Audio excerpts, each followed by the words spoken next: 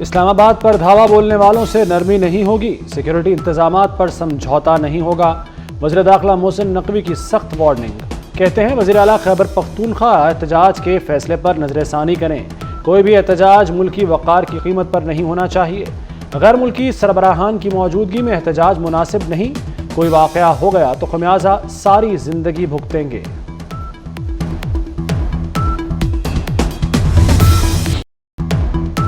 وزیر اعلیٰ خیبر پختونخوا نے وفاق پر چڑھائی کا منصوبہ تیار کر لیا، ہر صورت ڈی چوک پہنچیں گے علی امین گنڈا پور کی ڈھٹائی، کارکنوں کو صبح 10 بجے پشاور اور 10:30 بجے سوابی انٹرچینج پہنچنے کی ہدایت کر دی، کارکنوں کو سمجھا دیا کہ اسلام آباد پشاور موٹر وے پر سفر مت کریں۔ پی ٹی آئی کی آج احتجاج کی کال، راولپنڈی اور اسلام آباد میں اسکول بند رہیں گے، اسلام آباد میں دفعہ 144 نافذ، فوجی اور نیم فوجی دستے طلب، مری روڈ فیض آباد میں کنٹینرز لگا دیے گئے، لاہور، راولپنڈی، اٹک اور سرگودا میں بھی دفعہ 144 نافذ، سیاسی اجتماعات، دھرنے، جلسے، مظاہرے، احتجاج پر پابندی عائد۔ پنجاب کی حفاظت کرنا آتی ہے، آپ سرکاری ملازمین کا جلوس پنجاب لاتے ہیں، جلوس لا کر پنجاب پر حملہ آور ہوتے ہیں، کسی بھول میں مت رہنا، دہشت گردوں سے نمٹنا آتا ہے۔ وزیر اعلیٰ مریم نواز کا پی ٹی آئی کو جواب، کہتی ہیں فتنہ اور فساد صرف تباہی لا سکتا ہے، ذہنی مفلوج لوگ کام کرتے ہیں نہ کسی کو کرنے دیتے ہیں، خیبر پختونخوا جائیں تو لگتا ہے 18ویں صدی میں آ گئے۔ بانی پی ٹی آئی کو اقتدار کے لیے لاشیں چاہیے، ان کا ڈی چوک آنے کا مقصد تصادم ہے، بانی پریشان ہے کہ معیشت بہتر ہو گئی، اس نہج پر نہ لائیں کہ قوم کو حقائق بتا دوں۔ سینیٹر فیصل واڈا کی پریس کانفرنس، علی امین گنڈا پور کو پیادہ قرار دے دیا، کہا غنڈہ گردی کرنی ہے تو دیکھ لیں گے، دیکھتے ہیں سیاسی فتح کس کی ہوتی ہے اور کون سیاسی دفن ہوتا ہے۔ تحریک انصاف کی پاکستان کی ساکھ کو نقصان پہنچانے کی سازش ناکام بنائیں گے، وفاقی وزیر احسن اقبال کی 24 نیوز سے خصوصی گفتگو، کہتے ہیں پی ٹی آئی 2014 کی طرح اب بھی چینی وزیر اعظم کے دورے پر احتجاج کرنا چاہتی ہے، قوم ان چہروں کو پہچان چکی ہے۔ رکن اسمبلی پارٹی پالیسی کے خلاف ووٹ دے سکے گا اور ووٹ شمار ہوگا، آرٹیکل 63A کا فیصلہ کالعدم، سپریم کورٹ نے نظر ثانی درخواستیں متفقہ طور پر منظور کر لیں، 63A کا فیصلہ ایک جج کے مارجن سے اکثریتی ہے، کیا ایک شخص کی رائے منتخب پارلیمان پر بھاری ہے؟ چیف جسٹس کے ریمارکس، کہا سیاسی جماعتیں جج کے ماتحت نہیں، جج کون ہوتا ہے رکن کو منحرف کہنے والا؟ منحرف قرار دینا پارٹی سربراہ کا اختیار ہے، کیا پارٹی سربراہ کا اختیار جج لے لے تو جمہوری ہوگا؟ عدلیہ نے غلط اقدامات کی توثیق کی۔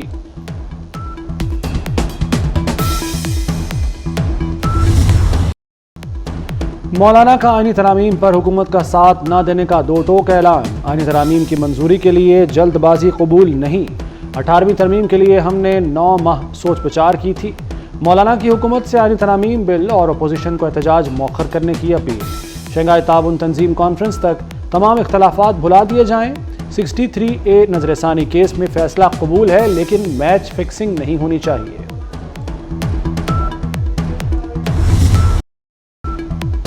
پاکستان و ملیشیا تجارت کو فروغ دینے پر متفق، دونوں ممالک دفاعی تعاون بھی بڑھائیں گے، وزیر اعظم شہباز شریف کی ملیشین ہم منصب کے ساتھ مشترکہ نیوز کانفرنس، شہباز شریف نے کہا ہزاروں پاکستانی طلبہ ملیشیا میں زیر تعلیم ہیں، غزہ میں فوری جنگ بندی کا مطالبہ، ملیشین وزیر اعظم کی کشمیر پر پاکستان کی حمایت، انور ابراہیم نے کہا کہ مسئلہ عالمی قراردادوں سے حل کیا جائے۔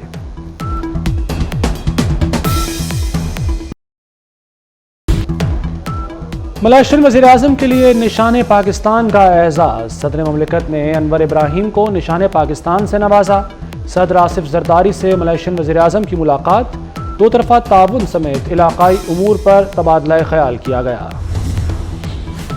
پیپلز پارٹی فلسطین مارچ میں شرکت کرے گی، بلاول بھٹو کی جماعت اسلامی کو یقین دہانی، امیر جماعت اسلامی حافظ نعیم کی بلاول بھٹو سے ملاقات، چیئرمین پیپلز پارٹی نے کہا تمام جماعتوں سے ساتھ دینے کا کہیں گے، فلسطین پر سب کو ایک پیج پر ہونا چاہیے، اسرائیل کو انسانی حقوق کی پرواہ نہیں، فون اور پیجر کو بموں میں تبدیل کیا۔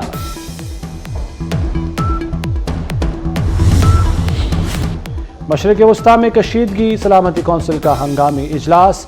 امریکہ نے پاسداران انقلاب پر پابندی کا مطالبہ کر دیا۔ ایران کو بھاری قیمت چکانا ہوگی، اسرائیل کی دھمکی۔ ایرانی مندوب نے جواب دیا، اسرائیل خطے کو تباہی کے دھانے پر دھکیل رہا ہے۔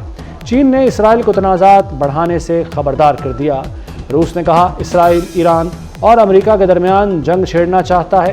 عرب لیگ کا غیر معمولی اجلاس بھی طلب کر لیا گیا۔ ایران نے اسرائیل پر حملے کے خلاف G7 کا مذمتی بیان مسترد کر دیا۔ ترجمان وزارت خارجہ کے مطابق ایران اپنے دفاع کے حق کو برقرار رکھتا ہے۔ علاقائی سطح پر جنگ کسی کے مفاد میں نہیں، تنازع کا سفارتی حل اب بھی ممکن ہے۔ حزب اللہ نے اسرائیلی فوج کے خلاف کارروائیوں کی ویڈیو جاری کر دی۔ حزب اللہ کے جنگجوؤں نے اسرائیلی فوجیوں کو دوڑنے پر مجبور کر دیا۔ اسرائیل نے 8 فوجیوں کی ہلاکت کی تصدیق کر دی۔ کوئٹہ میں خوشیاں غم میں تبدیل، مغربی بائی پاس پر باراتیوں سے بھری بس کھائی میں گر گئی۔ حادثے میں 7 افراد جاں بحق، 30 سے زائد زخمی ہو گئے۔ بلوچستان اور سندھ کے وزراء اعلیٰ کا واقعے پر اظہار افسوس، زخمیوں کے بہترین علاج معالجے کی ہدایت۔ باغوں کا شہر بدستور فضائی آلودگی کے شکنجے میں، آلودگی تاحال جوں کی توں۔ لاہور آلودہ ترین شہروں میں پھر پہلے نمبر پر آ گیا۔ مجموعی شرح 198 ریکارڈ۔ دھواں چھوڑتی گاڑیوں کے خلاف کریک ڈاؤن تیز کر دیا گیا۔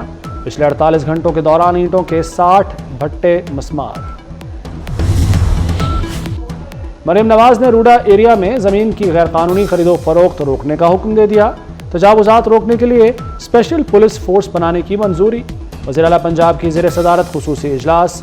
روڈا پروجیکٹس کی تکمیل اور جاری منصوبوں کا جائزہ۔ چین اور دیگر بین الاقوامی اداروں سے اشتراک کا فیصلہ۔